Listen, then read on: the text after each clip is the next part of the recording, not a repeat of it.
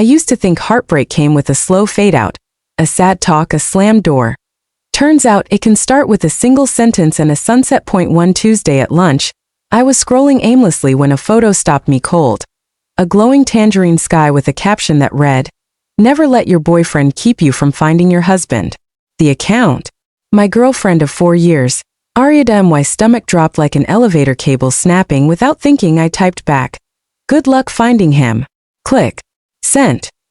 Then I flipped my status to single and tagged her whole family. Petty? Maybe. But she'd already made our breakup a public spectacle. I just underlined it.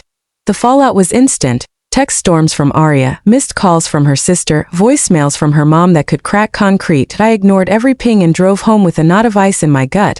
She was waiting in the living room, eyes red, arms crossed. "You humiliated me," she spat.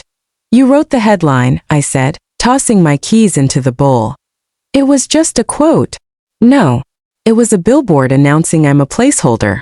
Her glare sharpened to a smug smile. "I'm not leaving. My name's on the lease." That's when I realized, this wasn't a breakup. It was war. The next weeks were a siege, music at 2 a.m., strangers on my couch, a guy named Evan drinking my beer. When she bragged that guests are allowed, I quietly emailed our landlord, Mr. Weller. His reply was priceless. Any noise or long-term guest and we'd both get a 3-day eviction notice. So when Evan showed up again, I held up the email. 5 minutes, I said. He left mid-sip. For the first time in days, silence, but silence wasn't surrender. Her next weapon? Money. One morning she texted a fair division list. My 70-inch TV, the gaming PC I'd built, even the espresso machine I'd gifted myself. Receipts don't lie. I dug them up, labeled a folder evidence, and while she was out posting selfies, moved every big-ticket item to my friend Mason's garage. Then I sent her an email. "These belong to me and will stay off-site until you're gone." Her response was a storm of texts that I replied once. "They're not yours." When she couldn't take my things, she went for my reputation. Mutual friends stopped replying. A group chat lit up with cropped screenshots of old arguments. Snippets making me look controlling, cruel. People believed her. The old me might have begged. The new me gathered everything. Full conversations, timestamps, even a voice memo of her screaming threats. I sent the complete file to the one family member who valued truth. Her father, Grant. His reply was a single line. "I've seen enough. I'll handle it." That night, her smear campaign evaporated. Weeks later she moved out, leaving only a key and a note. "I hate you." I framed the silence. Months passed, peaceful, almost boring, until Mason sent a screenshot. Aria beaming beside a gaudy ring and of course Evan caption. "Sometimes you leave the boy to find the husband of your dreams." I mostly felt relief. Until her engagement party plans flooded Instagram.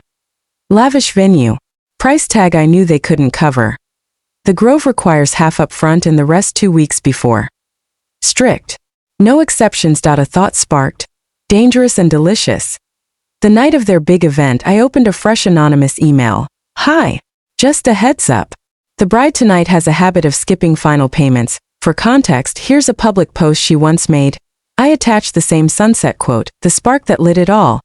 Then I shut the laptop and waited. 2 hours later, Mason called, laughing so hard he could barely breathe. The manager had asked for the remaining balance. Evan thought her dad paid. Her dad thought they paid.